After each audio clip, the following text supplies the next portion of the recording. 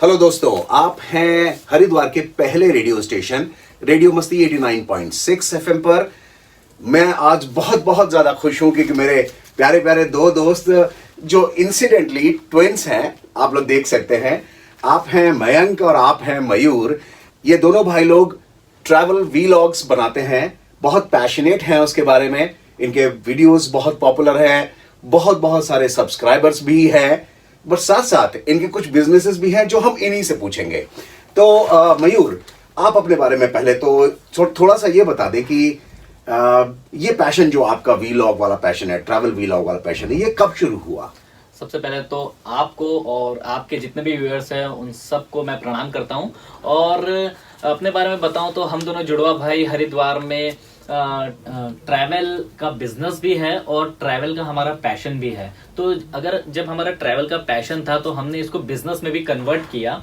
और हम जो प्रोवाइड करते हैं, जो भी हरिद्वार या उत्तराखंड में जो लोग घूमने आते हैं, तो उनको घूमने का एक आजादी से घूमने का एक फीलिंग आए, इसलिए हमने टू व्हीलर रेंटल कंपनी खोली। इसमें हम लोग टू व्हीलर को रेंट पर देते हैं ताकि जो घूमने वाला बंदा है, फर्ज कीजिए कि अगर कोई बंदा फोर व्हीलर में घूम रहा है उत्तराखंड की वादियों में, तो कहीं ना कहीं वो एक बंद डब्बे में घूम रहा होता है। तो उस चीज को हम लोग थोड़ा एक्सप्लोर करना चाहते थे लोगों को, कि उनको उत्तराखंड की वादियों में पंछियों की तरह घूमने का मजा मिले।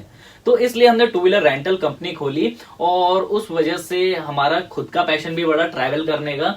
तो हम लोग फ्रीक्वेंटली ट्रैवल करते रहते हैं, वीडियोस वगैरह भी शूट करते हैं, जिसको आप देख सकते हैं हमारे चैनल पे। और हम जो सर्विस दे रहे हैं उससे लोगों को बहुत खुशी मिलती है कि वो जो है उत्तराखंड में किसी ऐसे प्लेस पे खड़े हो जाते हैं जाके, जहां पर उनको पूरा व्यू का आनंद मिलता है। वो तभी पॉसिबल होता है जब उनके पास उनकी खुद की टू व्हीलर होती है। टू व्हीलर होती है, yes. मतलब जो मेन पॉइंट आपके बिजनेस का है वो है टू व्हीलर्स प्रोवाइड करना, जिसे कि वादियों में, जैसे आपने सही कहा, वो वादियों में उड़ सके, हाँ। चारों तरफ से खुले खुले देख सके, डब्बे में बंद ना हो। हाँ। मैं आप बताओ, ये जो आइडिया आया ये टू व्हीलर के रेंटल्स का, ये शुरुआत कब हुई? एक्चुअली क्या था कि जब हम दोनों बहुत छोटी कम उम्र में ही हमने काम करना स्टार्ट कर दिया था। फैमिली हमारी इतनी फाइनेंशियली स्ट्रांग नहीं थी, तो हमने काम करना स्टार्ट कर दिया था। रेस्टोरेंट खोला था, दोनों भाइयों ने 15 साल रेस्टोरेंट रन किया। तो उसके बाद एक दिन ऐसे ही बैठे थे हम दोनों रेस्टोरेंट पर, बातचीत कर रहे थे, हंसी ठिठोली कर रहे थे। तो उसमें से ही दोनों में से किसी एक ने, अभी याद भी नहीं है किसने बोला था कि यार अब हम एक चीज शुरू करते हैं, टू व्हीलर रेंट पर देते हैं। अब टू व्हीलर रेंट पर देने का फायदा, हमने कहा जो यंगस्टर आते हैं घूमने के लिए, और जो दो बंदे आते हैं, अब दो बंदे अगर फोर व्हीलर में जाएंगे ना तो उन्हें बहुत कॉस्टली पड़ता है। बिल्कुल ठीक है। तो ये कहीं ना कहीं एक सोल्यूशन भी था। और अगर आप एक सोल्यूशन दे रहे हो, तो वो कहीं ना कहीं रीच कर जाएगा। और टू व्हीलर से पहाड़ों पर घूमना वो एक अलग ही मजा होता है कि आप कहीं भी रुक गए, आपको व्यू अच्छा। टैक्सीज के साथ क्या होता है कि हर जगह नहीं रुकते, ड्राइवर्स भी नहीं रुकते और ऐसी सर्विस भी नहीं होती है। तो आपके पास स्कूटी है, आपके पास बाइक है, कहीं भी रुक गए, कहीं भी एंजॉय किया, कहीं चल दिए फट कर। टू व्हीलर आपके साथ वहां तक जाएगा जहां तक आप पैदल जाओगे। बहुत सही, बहुत सही। उन गलियों में भी घुस जाएगा जहां पर आप पैदल जाओगे। फैंटास्टिक। बस आपके रूम्स को छोड़ के, बाथरूम को छोड़ के होटल के नीचे खड़ा कर, अब भैया खाने लेने जाना है तो टू व्हीलर। Very nice. अभी मैं रिसेंटली गुजरात गया था, मैं 20 दिन के टूर पर गया था। अब अपने धंधे से जुड़े हुए हैं, तो सबसे पहले जाके टू व्हीलर लिए। एक टू व्हीलर है, हमारे रिश्तेदारों के पास भी थे, लेकिन वही अपनी चीज अपनी होती है। बिल्कुल सही, ठीक है। अपने होटल में रुका, नीचे टू व्हीलर, कहीं भी जाओ, कहीं भी खाओ, कुछ भी करो, और एक आजादी सी होती है। अपने शहर में घूम रहे हो, टू व्हीलर आपके पास है, तो वहां से ये आइडिया आया। और फिर धीरे धीरे करके पहले 3 गाड़ियां बढ़ाई, फिर 10 गाड़ियां बढ़ाई। आज भोलेनाथ की कृपा से 120 गाड़ियां हैं। तो उसमें काम चल रहा है। अब वही है कि क्या कहते हैं, मकड़े ने जाला बूंद तो लिया, उसमें ही फंस गए। अपना ही ट्रैवल ब्लॉग नहीं बना पा रहे हो, धंधे में फंस के। नहीं, बनाओगे, मुझे समझ में आ रहा है आप लोगों का पैशन है ये। तो 120 गाड़ियों का कारवां है मयंक, आपने बताया। ज्यादा पॉपुलर गाड़ियां कौन सी हैं उसमें? देखिए, ये सब डिपेंड करता है कि कस्टमर की क्या डिमांड है। किसी को स्कूटीज चलानी पसंद है, किसी को Okay. बाइक चलानी पसंद है। Okay. हम दोनों कहीं जाते हैं तो हम तो स्कूटी लेके जाते हैं। Okay. तो एक हाथ से ऑपरेट हो जाती है, एक हाथ से कैमरा भी पकड़ लेते हैं। अच्छा। तो ये सबकी अपनी अपनी डिमांड होती है, सबकी अपनी अपनी कंफर्टेबल जोन होता है। ओके। तो मैक्स टू मैक्स हमारे पास सेम 50-50% में ही है। स्कूटीज भी है, बाइक्स भी है, रॉयल एनफील्ड भी है, हिमालयन भी है, बहुत सारी गाड़ियां हैं। बेसिकली हमारे Okay. पास जो है सबसे छोटी व्हीकल से लेके सबसे बड़े व्हीकल तक सब कुछ उपलब्ध है, जिसमें स्कूटीज में हमारे पास 3-4 प्रकार के वेरिएशन है। फिर Okay. बाइक्स में हमारे पास 110cc, 160cc, 220cc, 350cc, 411cc सब कुछ लगभग अवेलेबल है। Fantastic fantastic. मैं अपने व्यूअर्स को यहाँ पर बता देना चाहूंगा कि इस तरीके की फैसिलिटी हरिद्वार में अवेलेबल है। अमेजिंग, क्यूट और बहुत पैशनेट भाइयों के पास है। आप लोग सब लोग इनसे संपर्क में आ सकते हैं जब कभी भी उत्तराखंड में आए तो इनके साथ मजे ले सकते हैं। ओके मैं अब मैं एकदम से चेंज करना चाहूंगा बिल्कुल, टॉपिक को।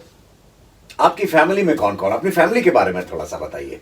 देखिए, हमारी फैमिली में सबसे पहले हमारी मदर, हमारे फादर को लगभग, पापा को 10 साल हो गए। मैं 15 साल हो गए पापा को। 15 साल हो गए। पापा Okay. ने शरीर छोड़ दिया था और उसके बाद फिर हम दोनों भाइयों ने बिजनेस को संभाला। तब हम रेस्टोरेंट चलाया करते थे। हमारा Okay. एक गुजराती रेस्टोरेंट भी है शिव मूर्ति की गली में, सूरत वाला भोजनालय के नाम से। क्या बात है। फिर वो रेस्टोरेंट में हमें फील नहीं आ रहा था, मजा नहीं आ रहा था, सेटिस्फाई नहीं हो पा रहे थे हम अपने काम से। हम कुछ ऐसा करना चाहते थे जिससे हम अपनी पर्सनैलिटी को एक्सप्लोर कर सके ज्यादा। Okay. तो फिर हमने इस बिजनेस में एंट्री की और अपने पैशन के थ्रू, भोलेनाथ की कृपा के थ्रू ये बिजनेस थोड़ा सा अच्छा हुआ और गाड़ियां इतनी ज्यादा बढ़ा ली हमने कि फिर हमने जब अच्छी तरीके से सर्विस देना शुरू किया तो हमें ऐसा लगा कि हम इससे भी और कुछ अच्छा कर सकते हैं। और फैमिली की बात कि फैमिली में जब फादर एक्सपायर हो गए थे उसके बाद मदर और हम दोनों ने बिजनेस संभाला।